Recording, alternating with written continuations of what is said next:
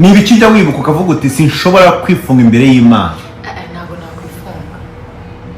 Ni byinshi. Iyo nibutse nyine hari Imana yankuye, ubuzima Imana yankuyemo naho ingejeje. Nyine ntabwo ngomba kwifunga. Ngomba kubyinira Imana nkayereka ko nyine hari aho yangejeje kandi nyuzwe naho nishimye. Yego. Kugenda nturwaye kumva nta kibazo ufite uricaye. Amplis nimba reka nkubwire n'undi muntu ari we wese haguruka. Niwite ku muntu uvuga ati ngiyewe ngiye kurama. Yego. N'undi muhanzi ari wese nahaguruka aje kuririmba. Haguruka. Niba uzi indirimbo ye niwicara. Birabanga. Umuntu uzakugira umuhanzi uzajya imbere udatuma gutanga amatangazo ntibakoma. Oya. Ese amatangazo bakoma amashyi? Ayakomera amashyi. N'urugero rwose kubaye. Sino gukoma amashyi. Uri kuvuga turi kuganira kandi uri kutubwira. Yego. Biraje na umuntu akakwihorera. Akakwihorera. Si ibyo uri kumva ko buri wese ngiye hari umuntu waje akavuga ati ngiye kurwana izamu ryanjye. Be perfect imbere y'Imana ndi nyine umutima wanjye uhembuke. Fungura umutima wanjye. Wowe password no kugera imbere y'Imana ugafungura umutima. Ibintu byose ukabyirengagiza. Nimba n'ibyuma bitavuga neza indirimbo yize. Yeranje wiririmbire usapotinge uzivuga ati ngiye naje gusapotinga. Ntabwo rajya kugisha umuntu utaje gusapotinga gusa nanone wowe muntu ufite umutima usapotinga wowe ukomeza kabisa. Ahubwo akantu ko gusapotinga ariko turangira ibitaramo neza. Anyways, hari ariko gusapotinga gute? Ni topic. Gusapotinga bivuze gufasha. Gufasha yego. Urumva ko kirego ube kirekire. Turakajyamo mu kanya nta kibazo. Munyemerere tubanze tudutange umurongo. Yego. Umurongo kuri ku bitaramo turi gukora bya hano muri Canada. Ibitaramo birakomeje ariko abantu ba Winnipeg disi ntabwo batubona.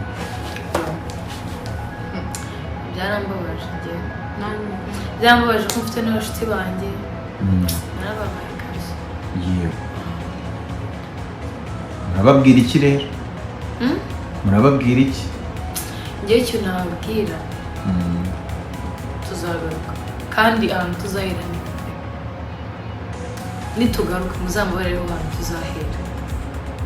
Nitugaruka muri Canada? Yego.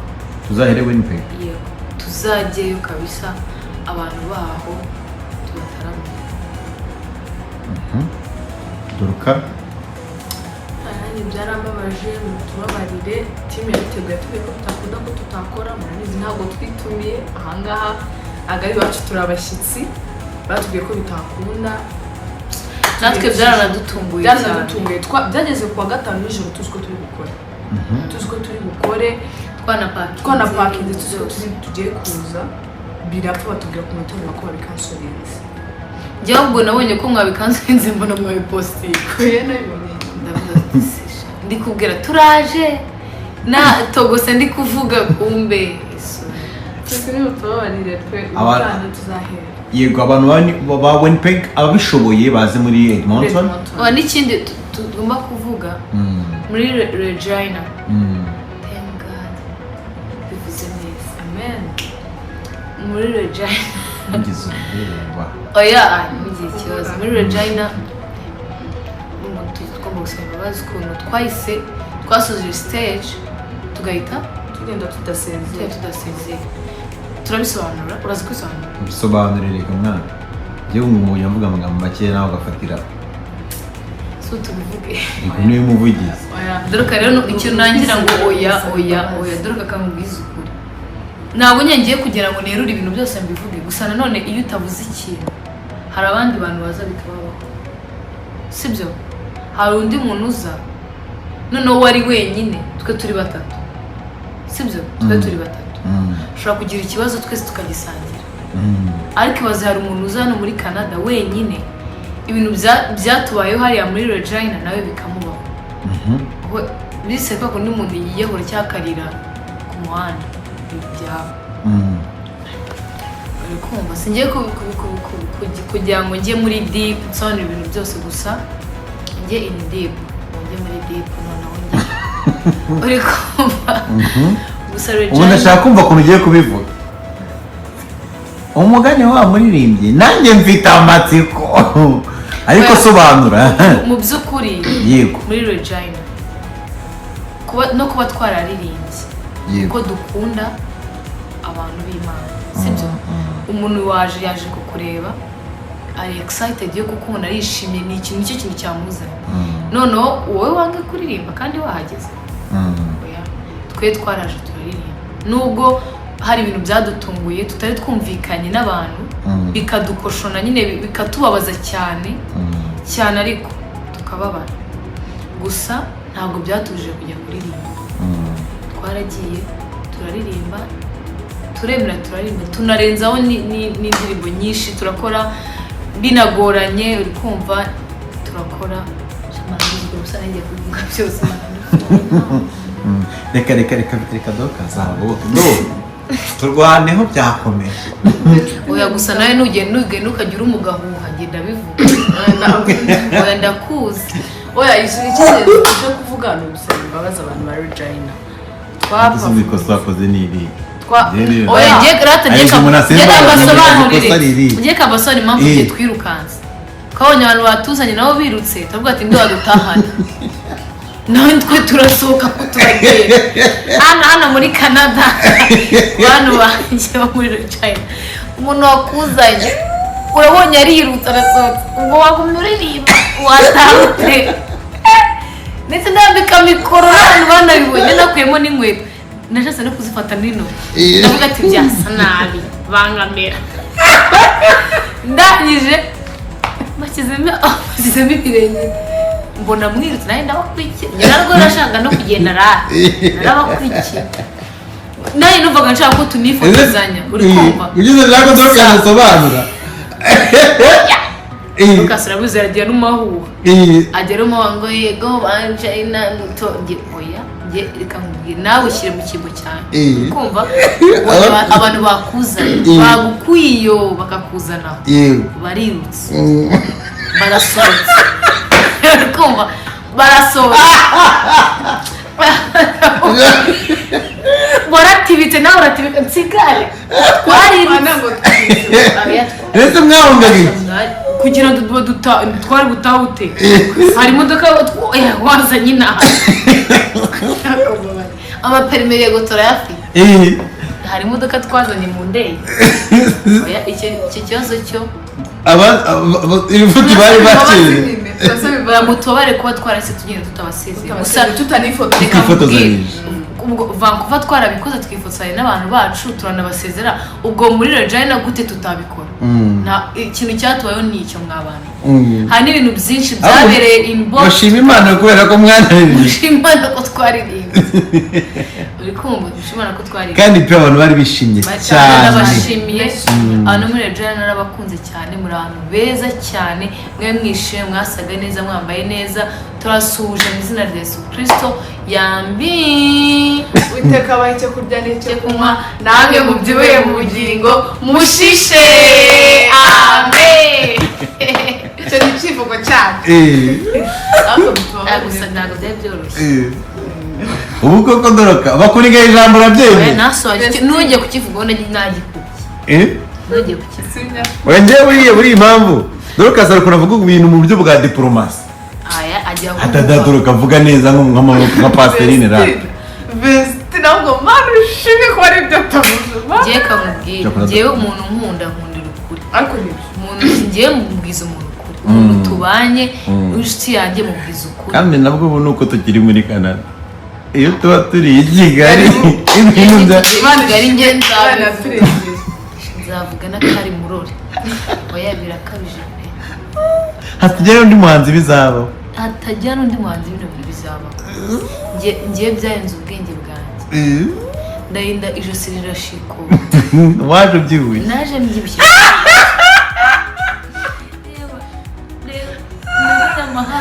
umupira w'uyanishe Dorcas bivuga mu buryo bwa diplomasi bwawe njye nashaka gusaba imbabazi ubundi byinshi numva focus nziwe cyane n'abakunzi bacu ni nayo main purpose yatuzanye ni mwebwe pe ni mwebwe cyane nje nibo mba focus nziwe cyane ibyo ngibyo byatubaye ibyo ngibyo Vestina navuze simbeshye byatubayeho pe nuko byagenze ariko nyine nashaka ko dusaba imbabazi abafana bacu nitwirirwa tubabwira ngo ibyabaye inyuma cyane ariko Vestina n'ubundi yabivuze mutwara ukuntu twagiye tudasezeye tutifotozanyije kandi turabashimira urukundo mwatweretse ukuntu mwadutegereje twagiye kuri stage dukerewe kubera imbogamizi zabaye backstage ariko nyine dusanga batwihanganiye badutegereje Imana ibahumugisha kandi turababarira siwumva ubuhushye ubuhushye nyine uraruma oya njye uraruma ngo ugatse ngo ese kanoga nukarume oh wow mama wapi nagari me ni mama biserenge charotagwa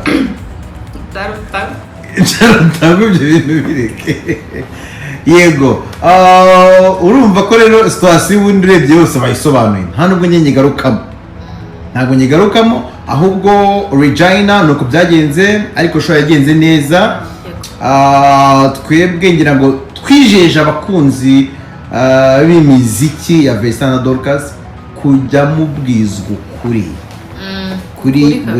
buri event buri step kubera ko mwabanye nabo kuva batangiye kariyeri yabo ya muzika nanabashimira cyane kuntu burya kubona umuntu ugukunda utangira ugakora indirimbo imwe ebyiri eshatu enye eshanu esheshatu zirindwi umunani icyenda icumi umuntu acyandika ngo kuva kuri nahawe ijambo ndabakunda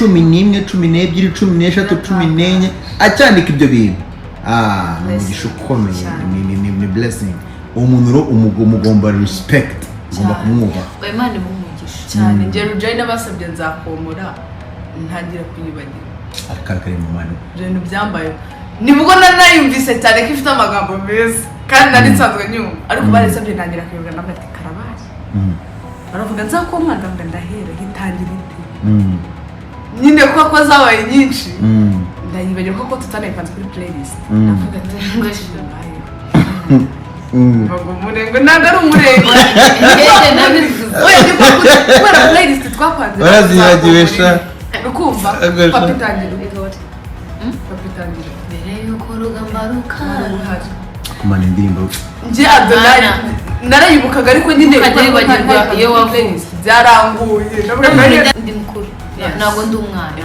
nka Dorcas abana bibagirwa ibihano byabo ndi umwana rega ibyo ntabwo nabihakana imbere nanjye ndi umwana mutazajya mumbona gutya mukagira ngo ndi mukuru imbere yawe ndi umwana oya Doroka akantu k'umwana ukagiye tugiye kwishyura nabibonye buri gihe akantu abo umwana ariko tugiye kwishyura ariko amaze kurya senya kwigira mbere rega ninjye gucura nusase ngiye muto dade tuvuge turagiye uri muto se oya ko guceceka nigabana tunga umunsi n'umwe akodoroka oya ceceka ni no kuva i Kigali nta kintu n'iki na kimwe iki kimwe akantu k'amafaranga yo tukagezeho ahita bumubera oya reka mvuge atombe butazi no reka mubwire tira wo kuntu uteye wowe ukunda kwishyura cyane kuva kera ujye umbwira ngo gifata arabiganira Vestina ni ko ateye ngo gifata udatanyisha oh wow oh wow umbe nuko wafashe oh wow mami oh wow mami ako tubira mu murande turahana uzatungana umunsi umwe kabisa gute se ibaze kuva tugacira Dorcas oya je twashano bakibi oya dadi mindenganye twashano mo kashi bibi Vestina afite katanje nakayita mfite nari bwishyure nari buzane tureka kuza hano tugumi i Kigali momo ngo nta momo ngo mwana ngo ufotorere nkwereke kandi kuri mo kashi hari ikintu kiryamyeho nase ndadireka kumubwira wowe turi Kigali umamagara kazo kamwe mugiye kumurira ikintu ko mumbeshye tubivuge niyo turi kuvuga ina studio cyangwa handi tugiye nta kintu ngiye Dorcas sancho ndarayi mu buzima bwe bwose basi nabe nta kimwe nicenge nicyo niyo tugiye mutekereza niyo tugiye kurya uri kumva muri bari mu ararya twayigiye cyo kwishyura ahanga tweko turi abana se ngo nibigezweho muri make munyurira ibyo mwandugezweho oya ntabwo tuguciye nta tugomba byivugiye none wazatunguranya umunsi umwe ukishyura kabiri ngiye ajya ngoboka atado ugiye abika uzajya yanguriza mu gihe nataganga reka mbweve uza wari bamaga ko ngati mfite iki kibazo mu mafaranga yakwiba oya ntabwo urayandi si bishoboka nawe dadu yansabye nayaguha ariko uko nzi ko mama yarusha suminaza ngo dadu ngo amafaranga ariko umuntu ukanatungurana n'umunsi n'umwe naguhamagara ngo nshaka kugurira wose tukajya nk'ahantu tujya gufata ibintu twajya kwishyura akavuga ati oya reka nanjye ntabwo munsi sorry reka nawe ukabibyiganira uzategereza nanjye ubu ntabwo nyimeze turagiye hari abantu bakunda kwishyura oya turagiye uramure ko nta kibazo turagiye ngo ugiye kugura ibintu ngiye ngo uretse nishyura hari umuntu dukunda kuba turi kumwe abo ukunda kwishyura hari igihe bagiye kwishyura uyu nguyu nuko reka nishyure bitambwira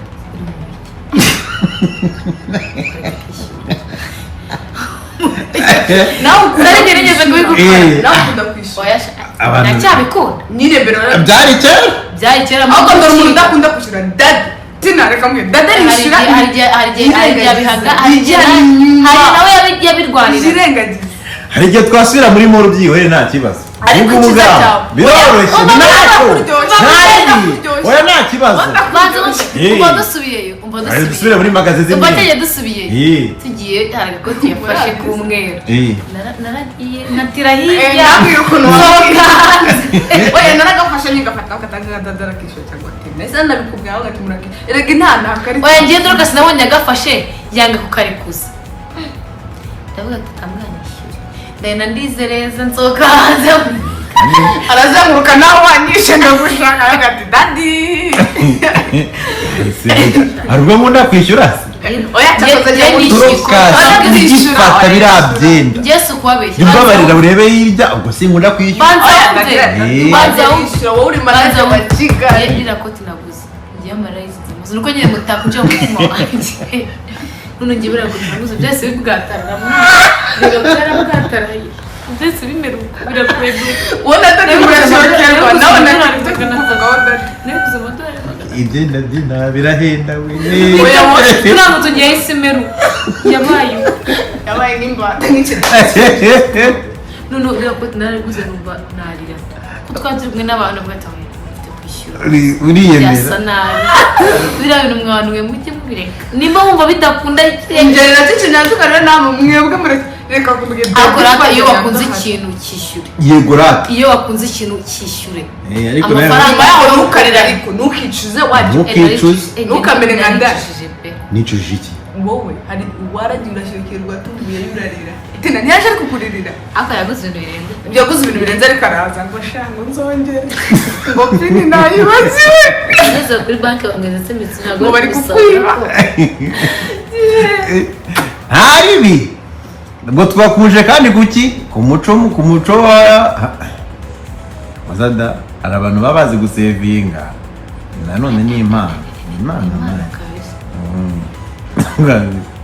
tukazi nk'ubikira amafaranga abati ndikira nzino dufaranga nta kibazo undi muntu nawe yaza ngo umuntu we yagiye gupfa ngo aramubwira ngo amafaranga ngo ntago ayaye niyo mwana burara umurabura dore umuntu yongeye kukivuga yewe namugerageje ku matungo oya ibyo turatereka ibaze kagafuka igikoma yaragiye kutwica niba mu abantu nzanye reka tubisobanure nimba ugeze kuri pasiterine kuri iki ngiki pasiterine ntabwo wamuhanganisha oya indesi na pasiterine Dorcas oya pasiterine ubwo ntabwo ari ngenda uravuga nawe uri pasiterine oya reka mubwire rata namwe mwumve bantu banjye gutya uba uvuye mu Rwanda uje mu mahanga umuntu aguriza ibintu ngo uzanjyanire mu urabika igikoma umuntu ashaka kumwereka ko inzu